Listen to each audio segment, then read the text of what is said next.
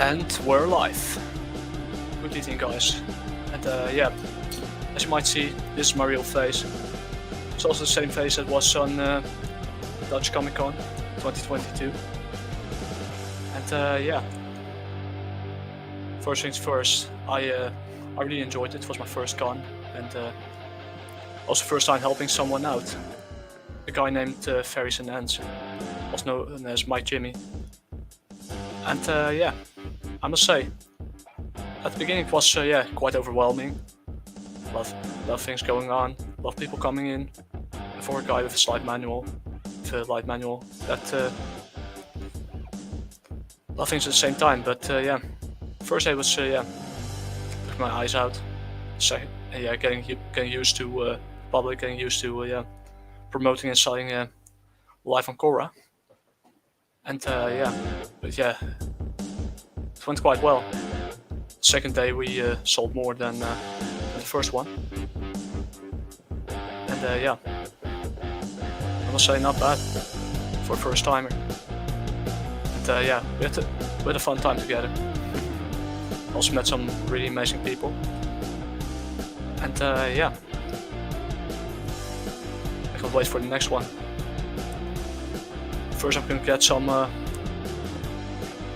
water from my from the sponsor of this video, Ray Co-op, or Nalgene. It's a recreational equipment cooperative who, from the United States that makes all kinds of, in that case, water bottles for hiking and everything. So yeah, give him a shout out. But that's not why we're here. For those of you who don't know what my background is, this is one of the pyramids of Etna, the place of the Itza. I kind of based one of the pages of Jaguar Warrior on it, issue 1.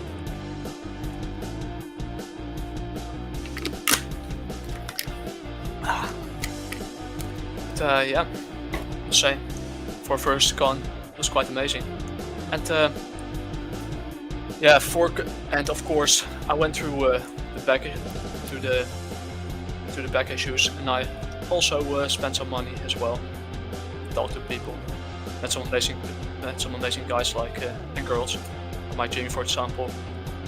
And, let's see, how's the guy called? Ah yeah, the guy behind Howling Riot. It's an essential art studio. Does a lot of things with foxes. Pokemon kind of creatures. They also have, yeah, they're quite amazing people. And yeah, of course, yeah, Mike Jimmy, he was an amazing guy to work with and to, yeah, it was quite an experience. And, yeah, I learned a lot of things from yeah, creators like Coco, who was studying about publishing and things like Webtoon. And printing, etc. Things like shipping. But yeah, let's go to my pull list, because we're going to number 1. So we start with a high note, and the one we're starting with is the thing working? Yeah, Lobo's back. Well, I think I'm going to turn off the background. 1 sec. This doesn't work.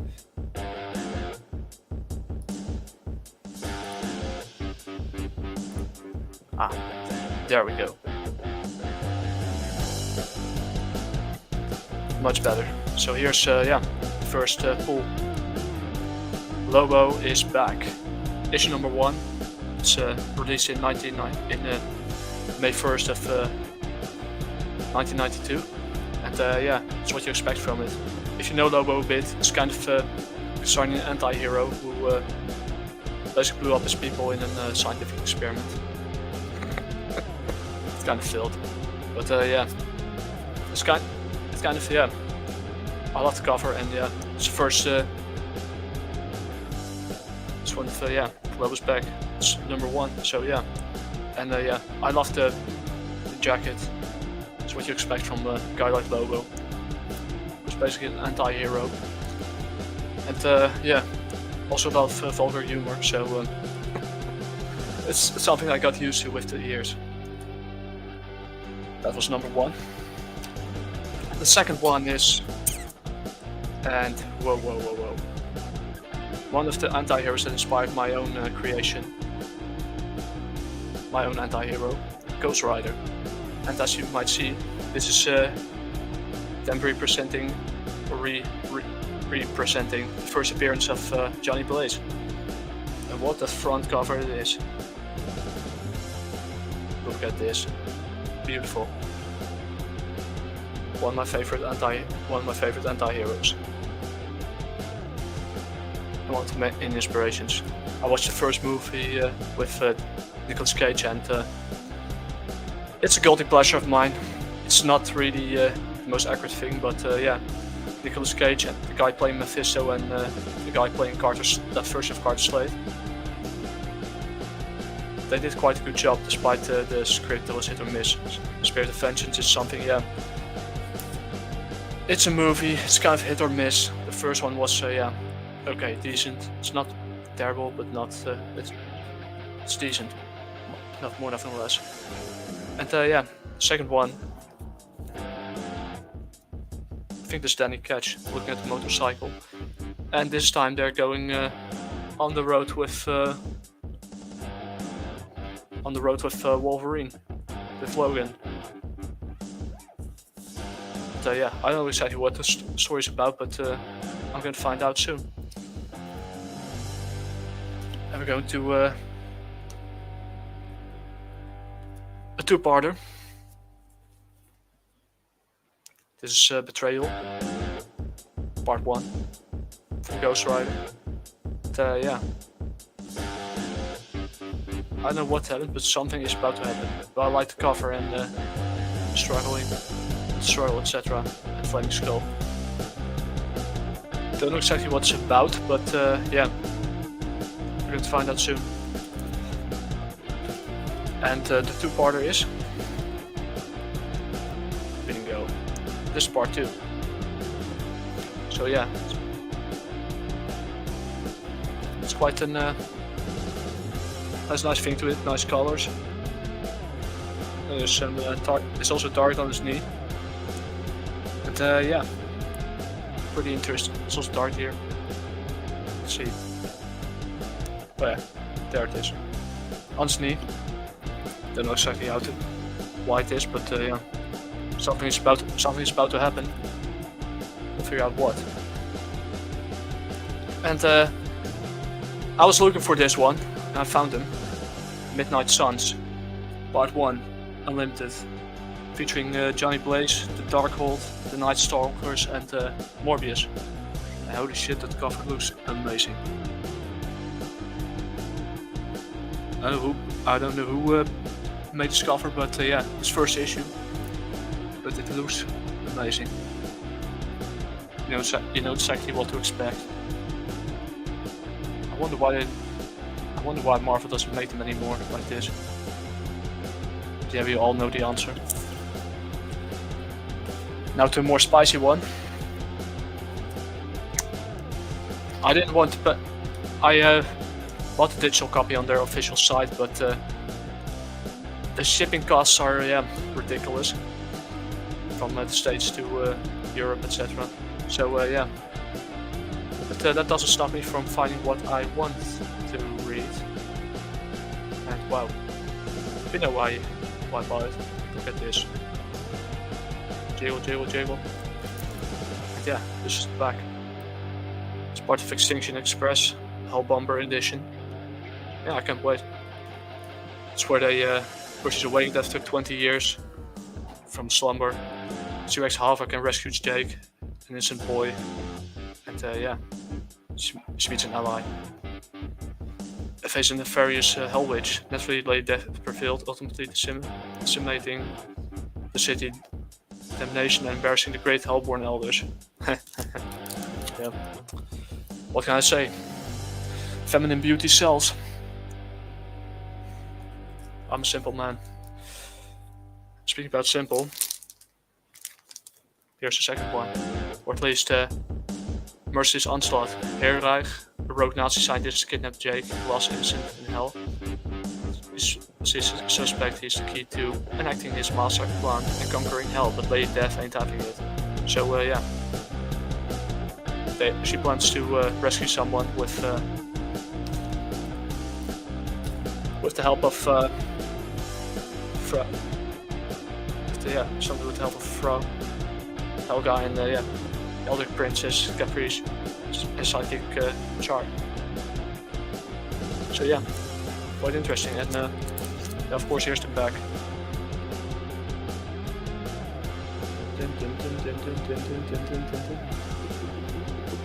Okay, there we go. And we're going, of course, to something I never thought I would find there, but it was it's at a Dutch Comic Con, and I found a book in Spanish. And yeah, one of the Legends continuity. It's $3 to steal, like de los Clones, the Battle of Camino, la Batalla de Camino, that's how they call it. And yeah, I'm surprised. I didn't expect to find it there, but it was a welcome one. For €3, I'm not going to complain.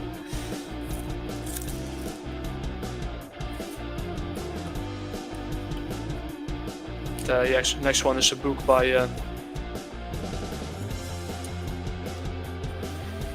this one is a book by Dizarcy. It's written by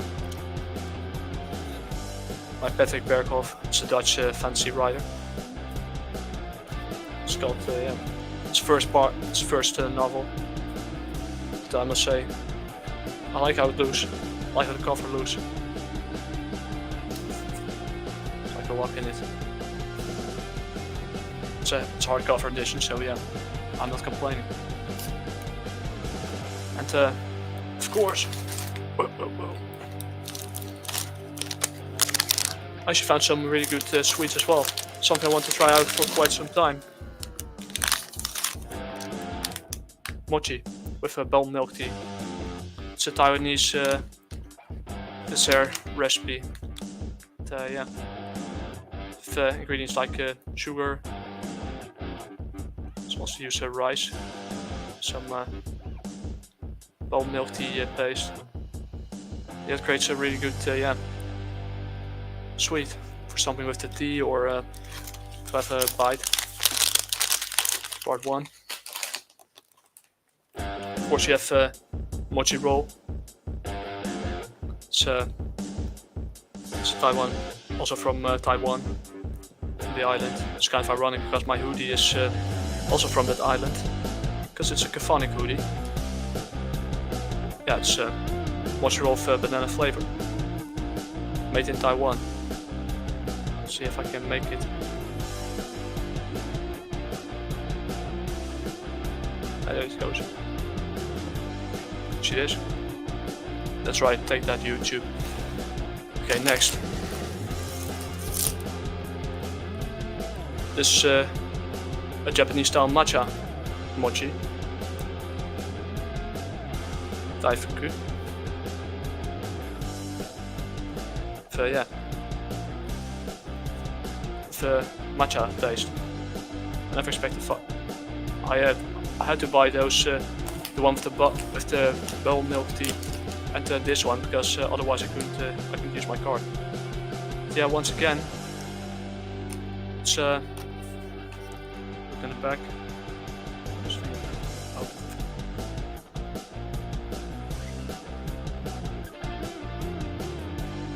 Yeah, that's right. Take that, YouTube. Next.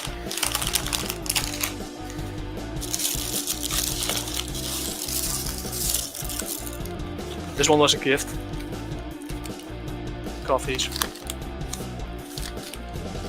I'm not a big fan of Starbucks, but yeah, caramel latte, cafe mocha, vanilla latte, and cappuccino.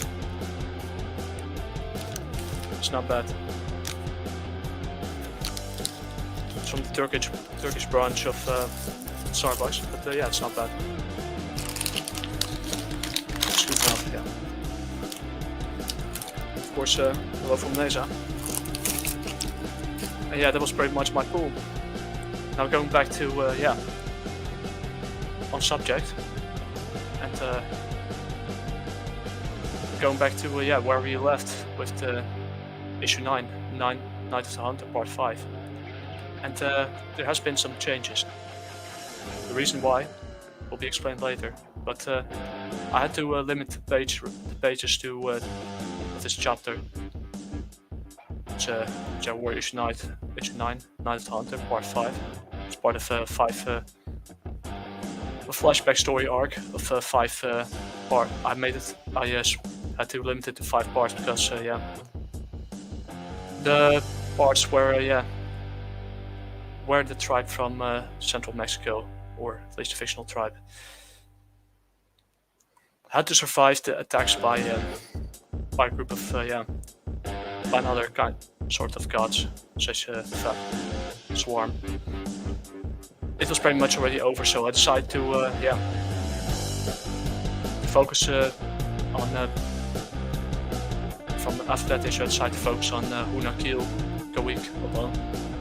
So here we go. This first page. Jaguar Warrior issue 9, Night of the Hunter, part 5, copyright by me. We go to page 1. That's where the splash page is with the city of my opponent's glory days, a lot of info. And yeah, it's basically the splash page of page 1. There's some sources with it above. And yeah, I also had to read tons of books again, and most things are still my lived memory, because I read the history since I was 9 years old, from front to back, and from back to front, left to right, right to left. And yeah, things with 12,000 inhabitants within the city walls, and go back to the second splash page, the world outside of the walled city in its glory days. Had an additional 5,000 inhabitants outside the city walls, which is about 70,000 inhabitants in glory days. That's not a joke. But, yeah, of course I had to take some inspiration from my travels to Mexico, to Guatemala, Belize, and Mexico, my bad. But also to Parque Tayrona in Colombia, where I visited the Wiwa. It's another fiction. That's not necessarily a real tribe. That is a descendant from the Tayrona itself. After the Tayrona were conquered by the Spanish, few of them decided from there we don't want to live under their rule.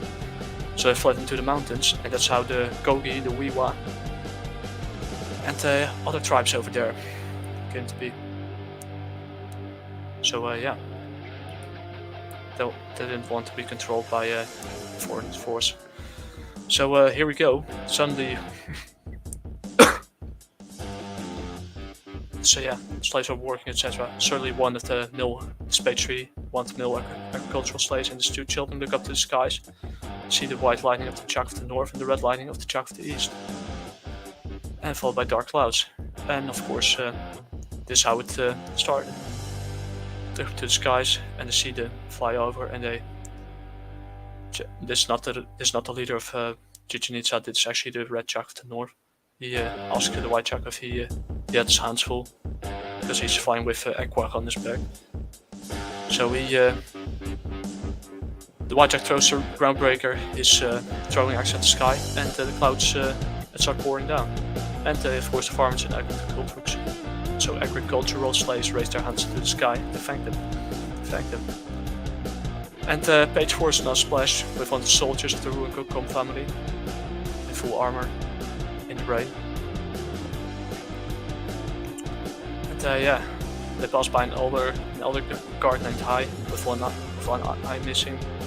That's how the duty is, and yeah, he kind of forgot to varnish his rectangular flexible shield. So yeah. And yeah, he's started having a conversation about copper. Maybe it could be something better, but yeah, copper is still not it's good for bronze. It has creates a stronger alloy, stronger bonds between the copper atoms and yeah, and thin. This what I call thin in English. Yeah, thin. Never mind. It's the same word. So yeah, they use it, but they only use it for utilitarian objects, ornaments, and copper axes to trade with the then Toltec Empire, which also exists in this story. It's still supernatural, but it has a touch of historical fiction in it as well. Some horror, yeah. And of course, the trade was he bought the elder guy bought an Taximat Botzley. It's a bronze axe originally from or a copper axe from central Mexico, mostly used by the Nahuatl tribes. And, the other guy prefers obsidian because it's sharper and doesn't oxidize in the rain. It doesn't create copper oxide, a layer of copper oxide. So yeah, that's how it went. And the funny part is, page 6, the lion bull heads towards the main entrance and accidentally strikes a dog. Why, you might ask? Because yeah, whether you like it or not, dogs were also eaten in central Mexico and also in the peninsula back in the day. So yeah, of course they check the thunder strikes and they're going to check page 7 and yeah, but they only see the fat Chihuahua-like dog. And yeah, one of the guards is the younger guard will support the dog in his hands and he's kind of the more emotional one. He decides to cry because he didn't deserve this kind of fate. And yeah, the elder guard says yeah, he knows he likes animals and nature, but he can't let a good boy go to waste either. So what happens next is, and I love this music on the background. One of the few good things by StreamYard, but back to the page at hand. Both guards look at each other with an evil grin, and yeah, meat is back on the menu. And yeah, still got some fresh scattered peppers, some native pepper to Yucatan, and some red tomatoes, because they also put tomatoes, fresh from the milpa. I post the younger guard with a weapon, and he joins him for lunch, and he accepts. And he replaced by free food, and the changing of the guard arrives. And that's what he says. Alright, lovely boys, it's time for lunch. And yeah, what the guard says that I hit the jackpot. I'm going to. And the elder guard named Hi. I don't know why Google is autocorrecting this. Shows the changing of the guard to dog. They will prepare for lunch, and Hi's holding the dog with his left arm. He can't hide his excitement. He said, "Aye, fresh meat and for free." Lord Chak has been kind to the elders of the royal guard. For those of you missing the context, Chak is the rain god of the Mayans, similar to Tlaloc to the Nahuatl tribes. And yeah, in this, let the rain fall from the sky by where Tlaloc hit, basically broke ceramic pots where containing water. Chak just threw his throwing axe through the sky, or a water snake through the sky, and started pouring down. They could split himself into 4 different beings, each representing a cardinal direction of the wind. So north is white, east is red, west is black, and south is yellow. But this, he could split himself into 4 different beings, but he also knows how to deal with 3 other voices beside him. So yeah, each have their own personality, their own conscience, but they also have collective conscience, because they need to work together to keep up the balance and to deliver the necessary water to their underlings. So yeah, soon they hear a voice, lunch hour can't wait, and yeah, it's voice from Akil, and Hi shouts, it's not a full metal jacket, who did it? And now, change of the guard, Newson up there, and I see 3 familiar faces arrive. It's basically page 9. They recognize him. Whoa. Page 10. And yeah, I removes the prophecy, and he tells the guard from the 4th page to alarm the high priest, because he remembers the prophecy of the rain gods. And yeah, they raise the alarms, and they blow the conch horns. Page 11, featuring the Achimai, similar to also known as the high priest. The Achin was known as the high priest for the Itzas, their rivals. Fa runs towards him, falls down. Let's say, yeah, slips.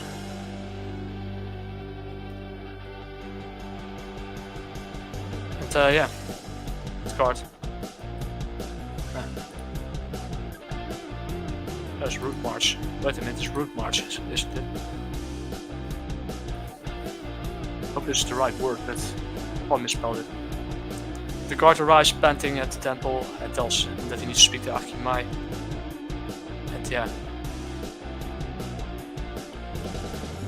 First he's kind of relaxed about it.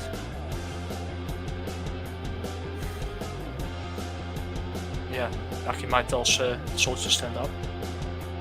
And he got straight to the point. And this one is unnecessary, I agree. The guy laughs, and yeah, survived, but they realize who's back. Guess who's back? Back again.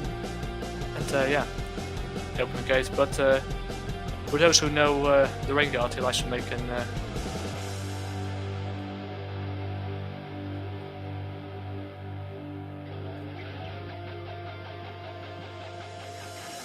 yeah. He goes back, he's enjoying himself some fruit. Achimai throws a certain bag full of Imperial Jade Stones, which was quite valuable, aside from cacao beans for the time. There you go. And yeah, he doesn't understand why, but the rest goes here. This yeah, very much the rest of page. There's 14, yeah, and 15 contains a splash page. And what happens next is quite hilarious. Achimai lets the ceramic ball fall on the ground, stands perplexed. The ball shatters, and yeah. And he reveals who the hell it is. And yeah. The cacao god is quite weak. He needs medical attention.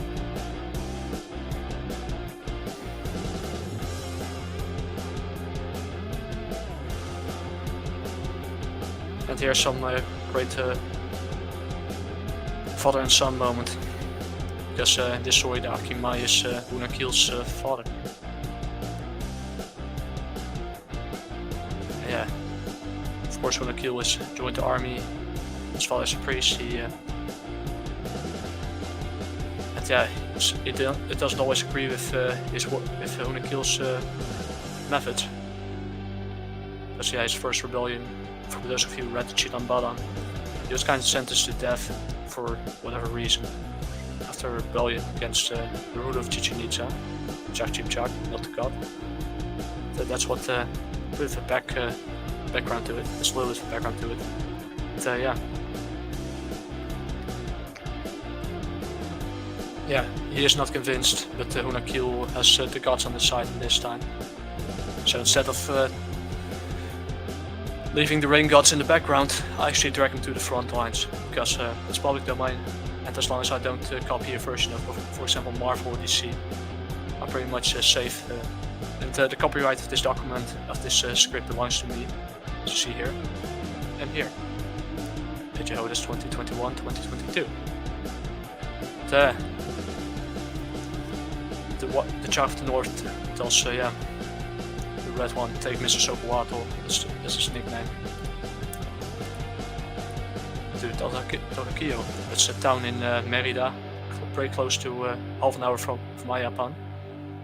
It was even then was inhabited. That area was inhabited, and also the home of Hunakil.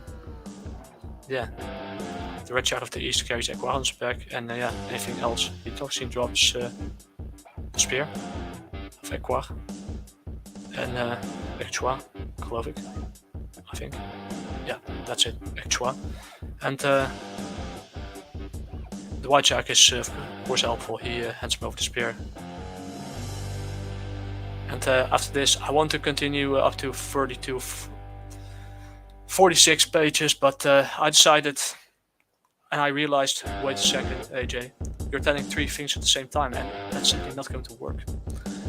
And yeah, sometimes less is more.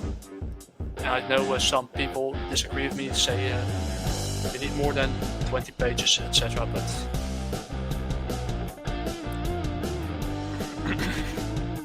well, it's kind of went to my throat.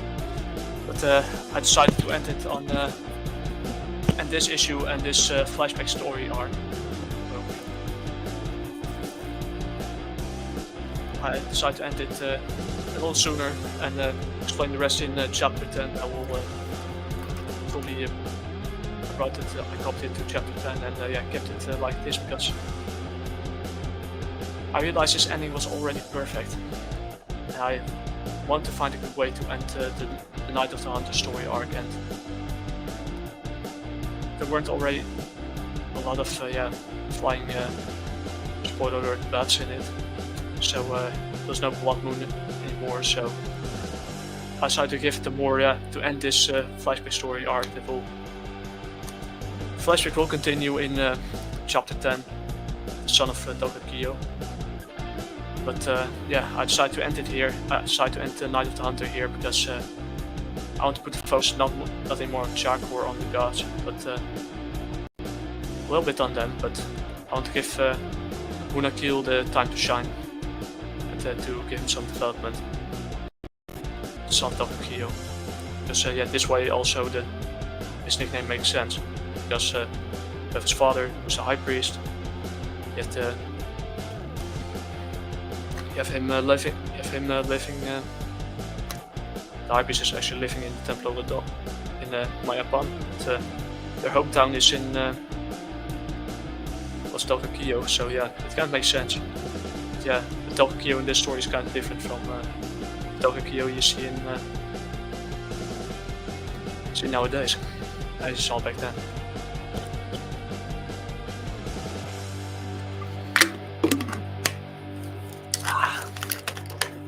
So it's a good thing.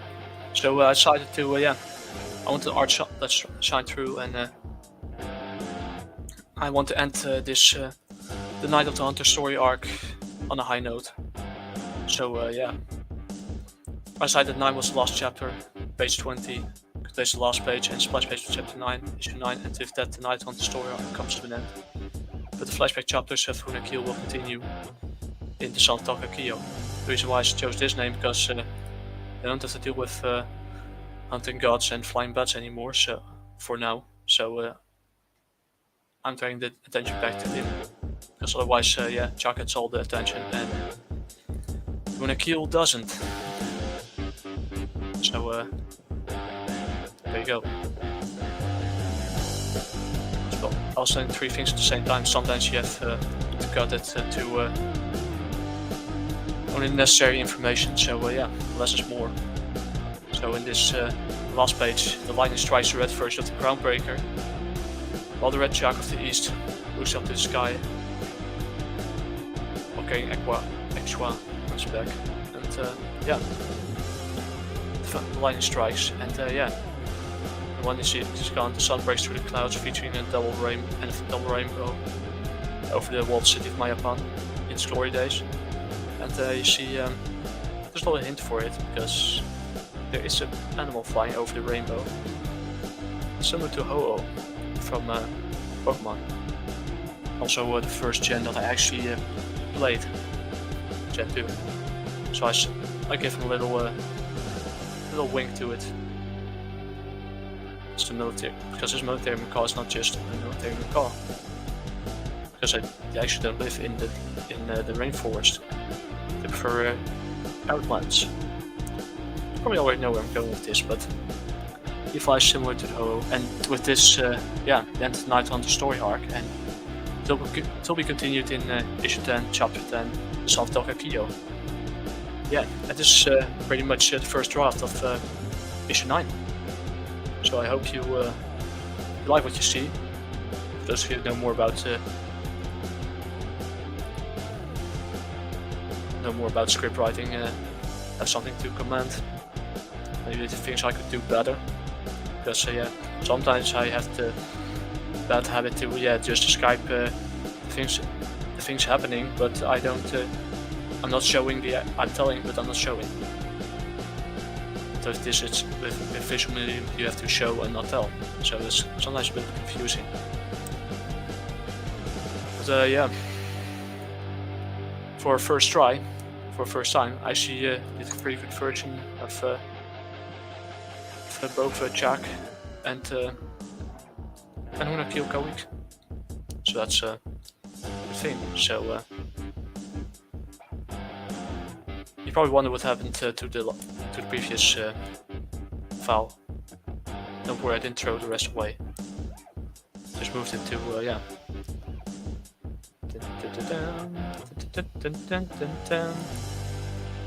Here you go. So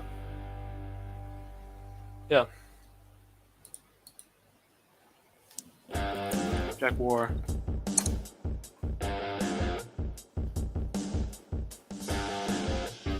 Wait a minute, we have copied from another file. So we're going to box again.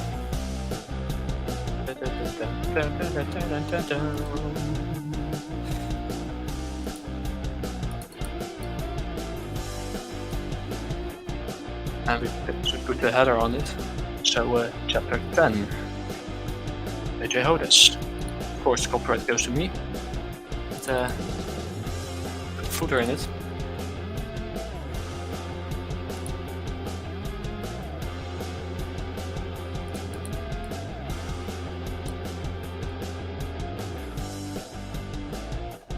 There you go.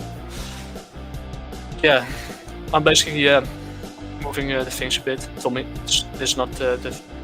As you can see, pages are still messed up, and some things will change or will be added later on. Because there's also things going on with what will happen after the flashbacks. It's from page 19, or I bet page 18 actually. But you get the point. Some things need to be changed a bit. So all this has to be changed. So first thing I'm going to do is change the pages. 4. Also be done later, but I like to work in chronological order. 6. Order will change eventually because certain things don't fit into one page. Page 8. Page 9. Let's see if it's worse. Page 9. Page 10.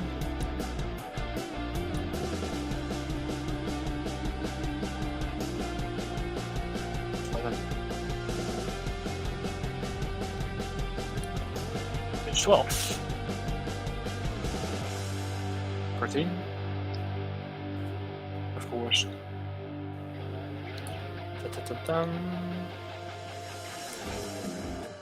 14.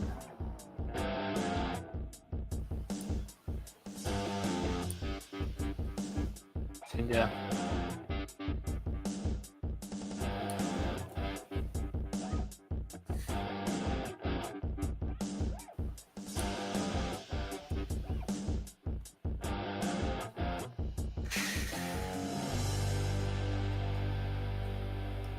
Dus all kinds of info. They'll probably. I'm not gonna make it. This part will will happen, but I'm not going to show. I only show a scream, someone overhearing it, because yeah.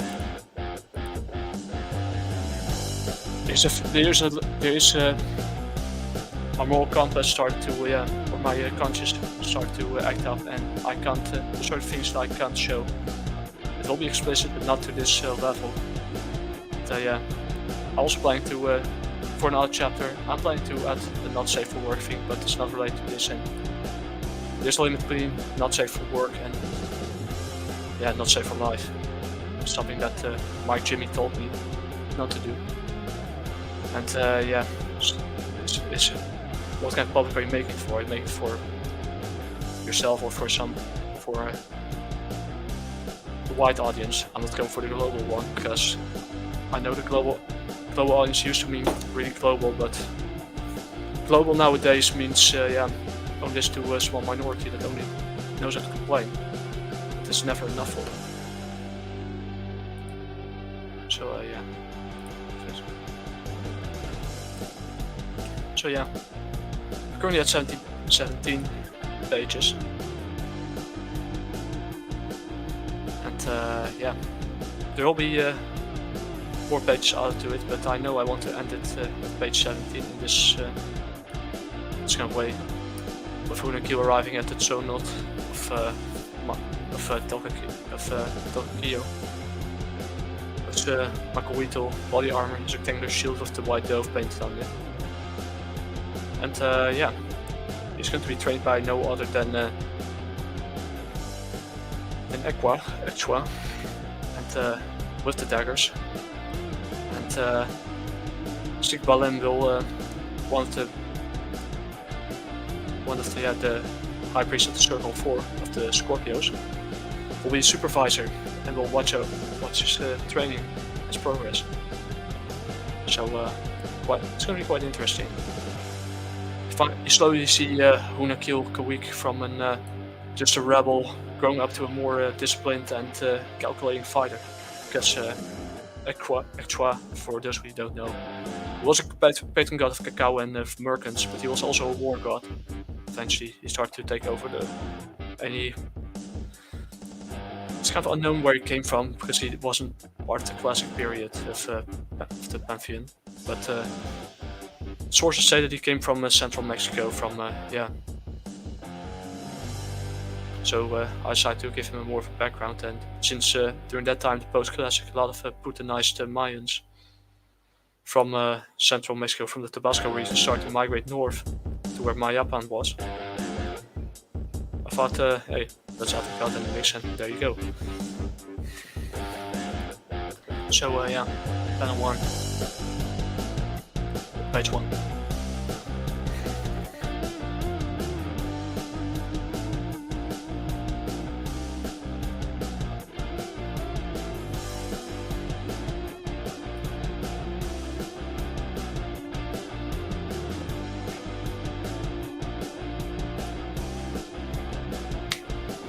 So yeah, what we're doing here is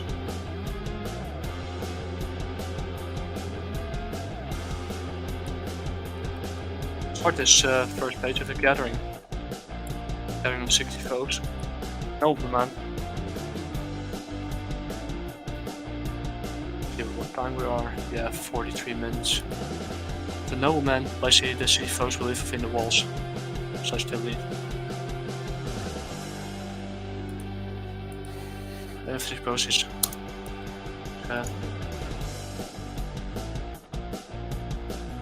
First place on the plaza during the afternoon. So basically the same day.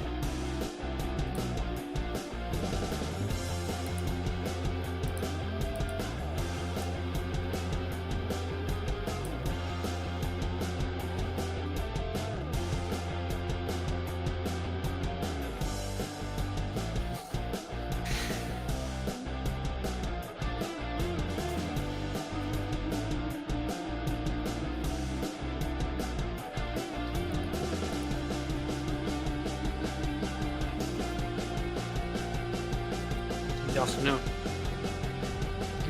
And yeah, this I think compared to the previous page, it's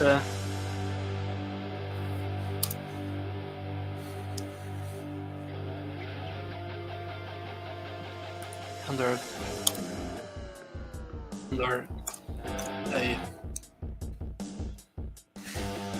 a dwarf store.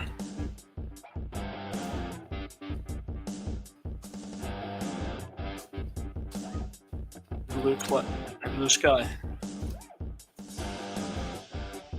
So yeah, especially that.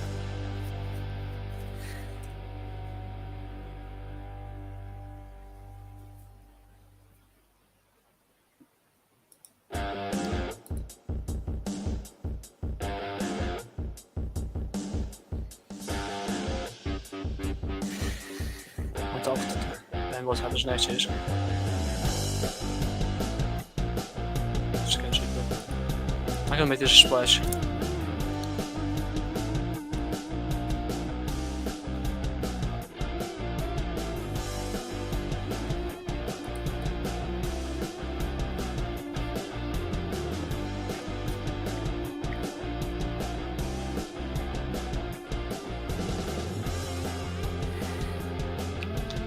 So what we're going to do now is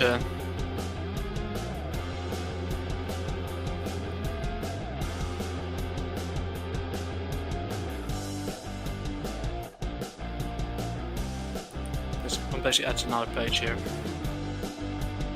Page 2.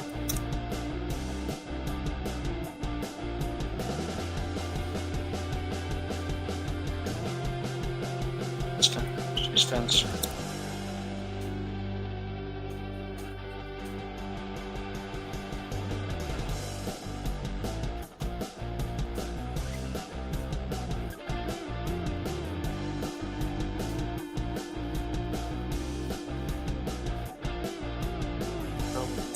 Speaks to people about prophecy. Terengel said, Chicago has been imprisoned by the rule of Chichen Itza. Yeah, actually, Mai is still suspicious. And he's still asking him why. He's still not convinced him why should we help Twat his fight against his leadership. Well, Runekiel tells him that the league was already disintegrating in that time period, so it was after the half-god king Kukulkan Vetserm went back to Tolan. It helped the Ancient Ones, they were no much better than Chak. Yeah. The current Halakwinic, or is skeptic about it and asking why should we help them? It doesn't make sense. Well, they're speaking Chontal now, that's their language. So okay, of course you ask about an army.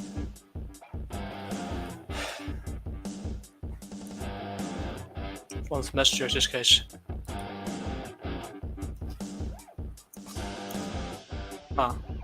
That's the names of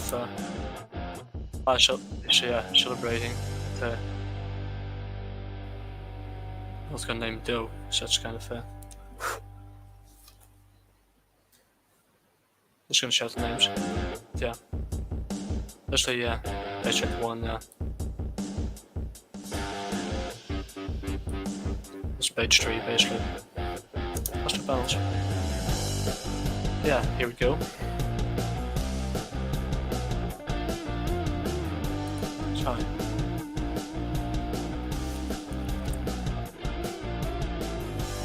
See what like this time.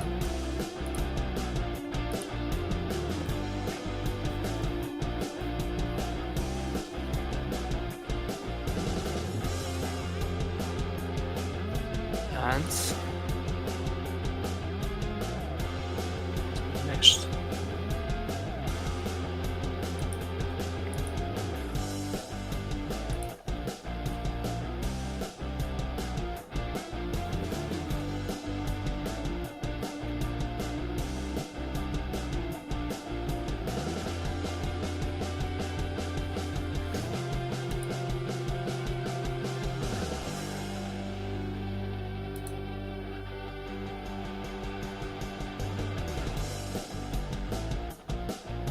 we just put in the front at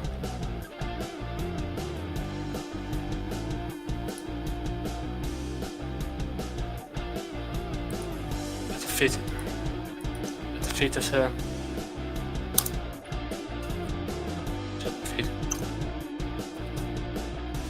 video. A lot of information going on, I know. In the afternoon. Blue sky.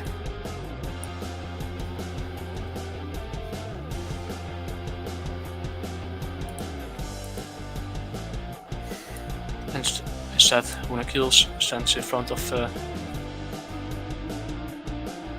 shrine of it currently doesn't exist there because it has been destroyed or so, or has been or the stones have been used to create a cathedral, something like that. But the shrine of Castillo, Como Castillo.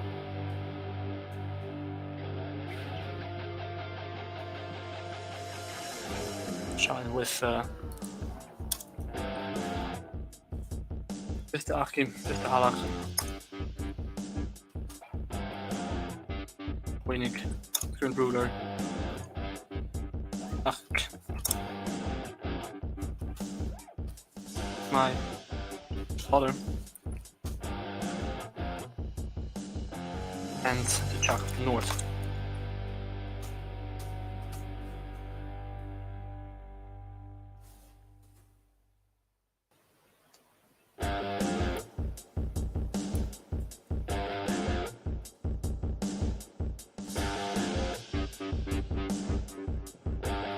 Away. Skeleton. And people, yeah, separate jealousies exist. Inhabitants, quite elitist, sometimes as well. Inhabitants start to murmur.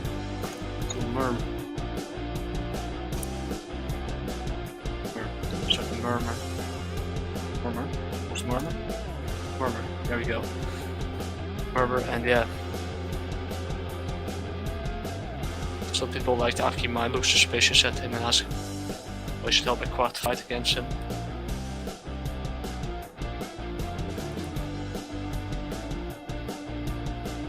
Just ask him, yeah, why should we help him? This makes sense. So, after messengers arrive and shout the names of the nobles. And yet ultimately the visitors have arrived at the gate. So basically after that it basically continues like I originally planned in page 3. Yeah, the white Chuck tells him that they have answered the call.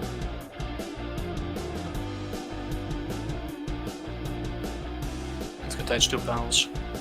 The killed current Hawk and the white Chuck north stand witness a circle of 4, fully armed, and yeah. The entire Scorpion type army, followed by normal foes like scientists, citizens, guides, cow farmers, and yeah. And women alike. And yeah. Dag Winnik is impressed. Yeah, of course there will be some music around. To see where it goes. Yeah, so yeah, first let's back to page 1.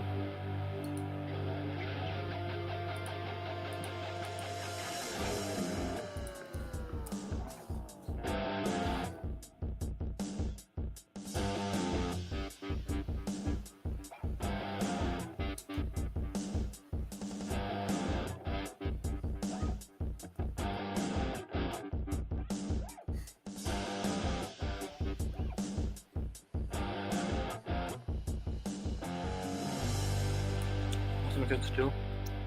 Made is quite simple, so we keep it here.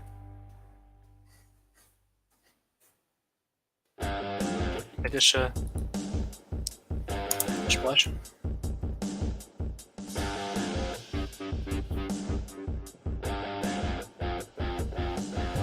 So watching.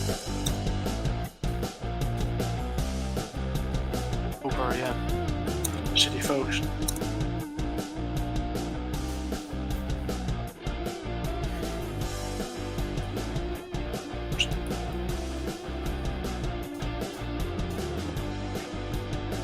Small splash.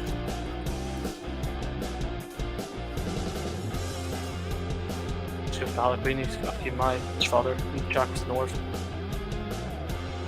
Yeah, it's basically.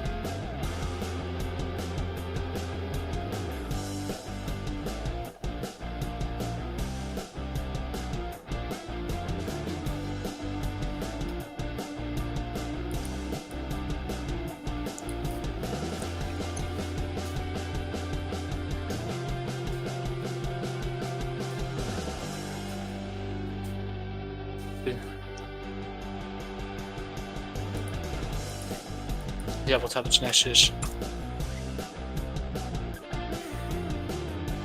just yeah, just it.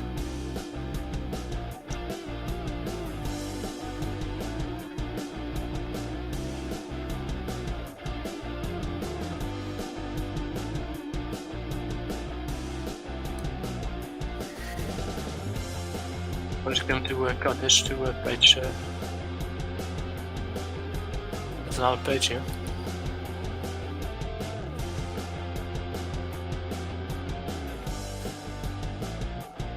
I decided to change it again because I don't like the this like this.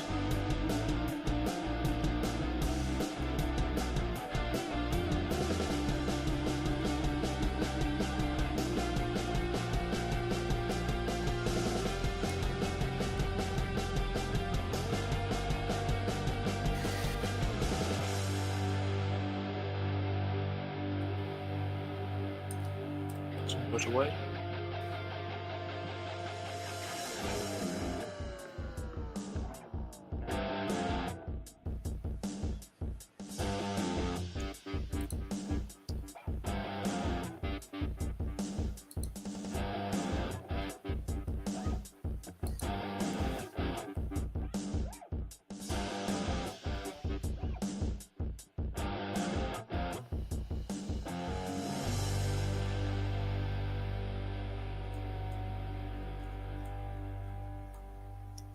So here's the first two pages, it's two splashes, and yeah. Playing has custom 6 panel.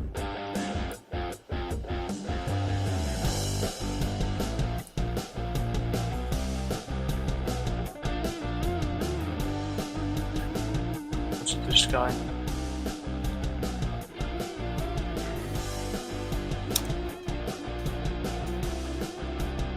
To speak about prophecy, but also bad news.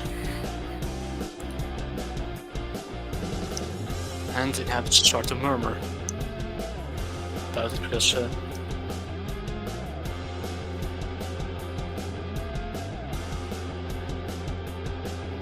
wonder what kind.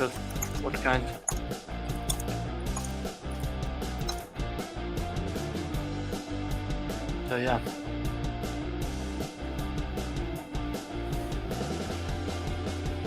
Press there.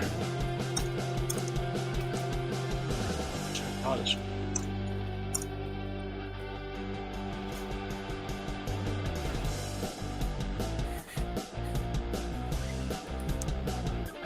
Yeah.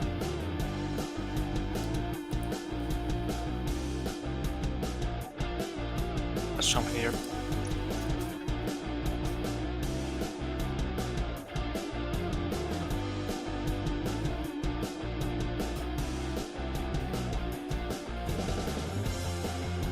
Bit skeptical, yeah. Because of his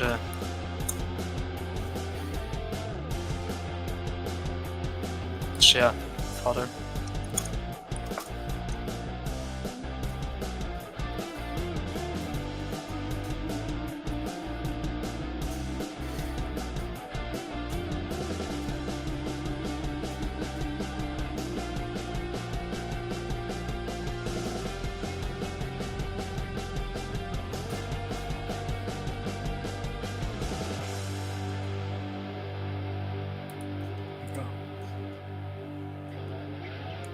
raised eyebrow.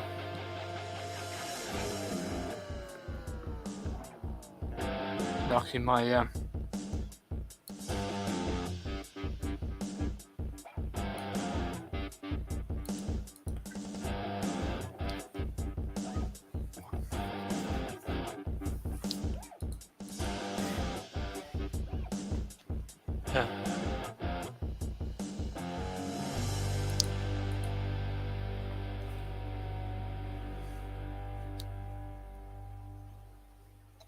Yeah, want to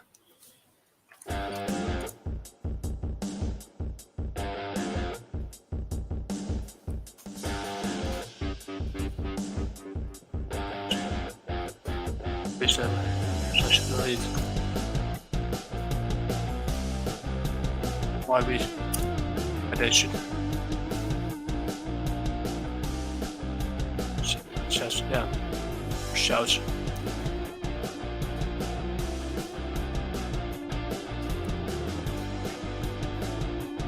Two hands close to his face.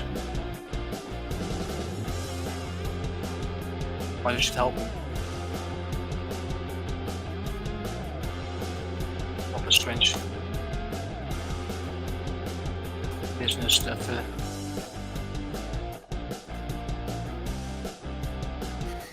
there's. Why they did this? Something that isn't their business.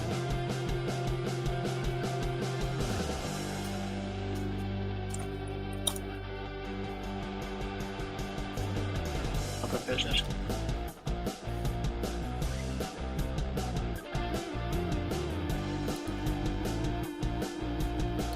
Their business.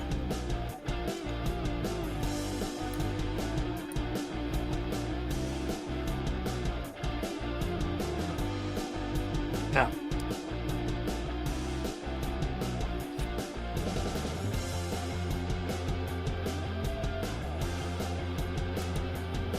So yeah, what happens next? I think it's split this panel again, but I'm not sure. Let's go back to forget panel 4. Panel 5 is here, so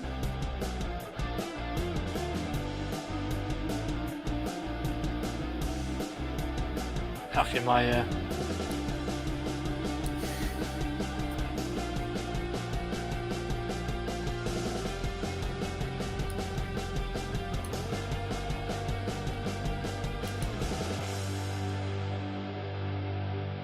sun.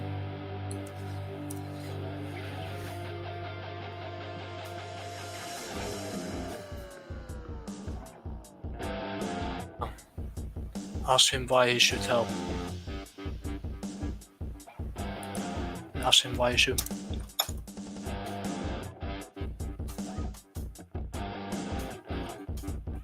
Should help. Bach. It's 5. And yeah, his father's still stubborn. He has seen his son almost die first time when he was thrown into the Holy Zonot. It's the leaks. In my opinion.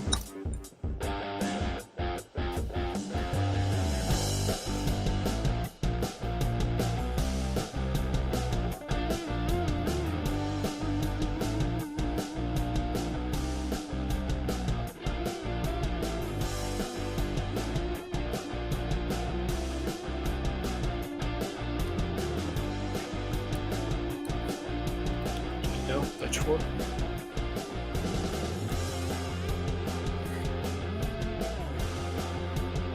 This was there.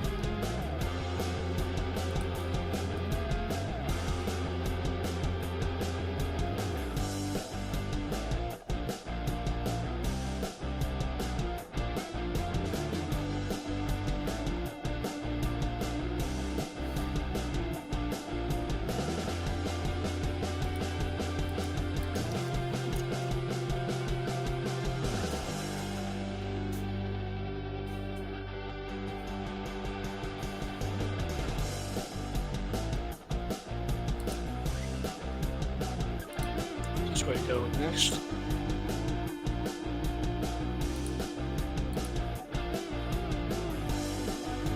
So yeah, but we finished 2 pages today, and I think that's good enough for now.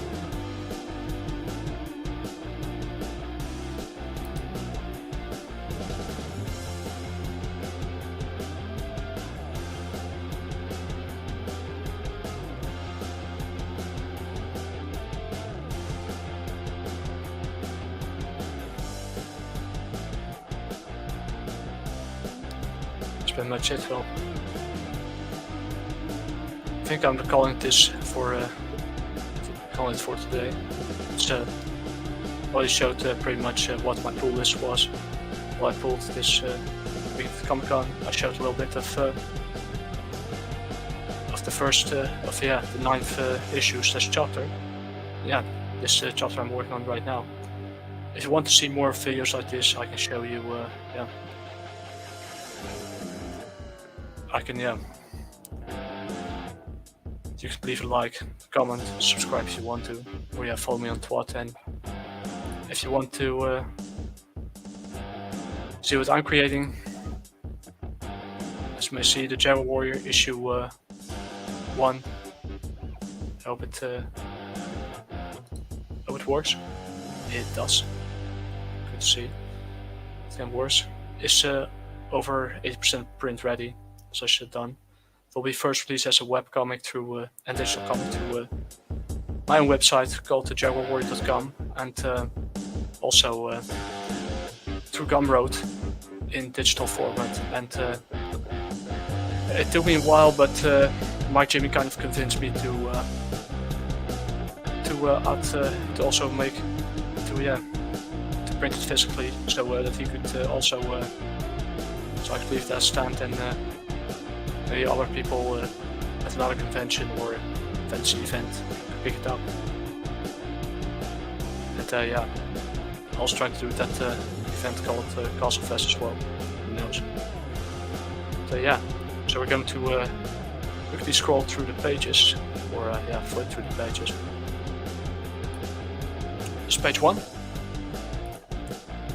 Page 2 contains the anti-hero. Page 3, Expedition Team. 4, this ancient city contains this note of aberrations with the 2 gods known as Old Stingray and Battler and Old Jaguar. In this story they're kind of the old hecklers, similar to Stambler and Walder. Yeah, this is page 3 with the ruins based on the ruins of Etna. Or page 4, sorry. Page 5, digital. It's where I break up the love triangle, basically. There you go. And yeah. Expedition team. The picture that will take a bigger role later down the road. I have big plans for it. So the splash page will suffice. This page 9, featuring the Quetzals flying, and yeah, the team in the jungle, back in present day. And yeah, they finally encountered the totem, Scorpion totem. It's here. Pretty nice. Love how Nev created this. He's actually really good. I'm lucky to have him working on this project, and of course nice Oshiri. Those who know Japanese know what it is.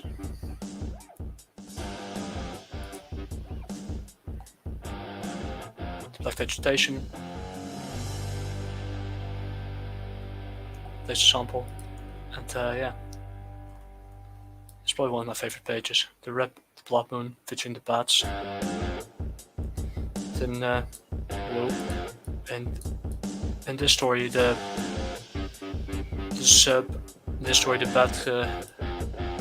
bat god that will be featured later down the road is actually in a petrified state. So yeah, only bats fly around, but no flying vampires. So here you go, Liam. This leads him to a totem. Page 15, transformation commands. This, the antagonist and the god who possesses him, the emergency death god. But also, the emergency death god in this story didn't start out that way, and as you might see in the page in flashbacks, he was actually not only did he helped to create the Cocoon Dynasty, but he also destroyed it eventually. That'll be a spoiler for a later issue. So this is where he goes on a killing spree. There you go. Don't worry, the female guide will come back, but she will not be the same. That's all I will say for this. Here you see the physical strength of Red Scorpius. And tells him.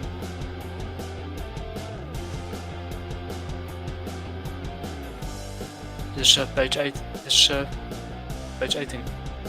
Page 19, 20, 21, 22 are still in the pipeline and currently inked. So I'll this is the Spanish version, pretty much. The Spanish version is also here, because it's going to be bilingual. So if you want to back it, it will be released as, like I said, as a webcomic on my own website called www.thejaguarwarrior.com and through Gumroad, both in digital and physical format. On my own site will be first as a webcomic. So hope you enjoyed it. That's all I will say for this video. I hope you enjoyed it. I hope you were as excited as I am to release this product. I can't wait actually to print it. Be first. So my name is Sporehacker. Sporehacker out. Hasta la vista.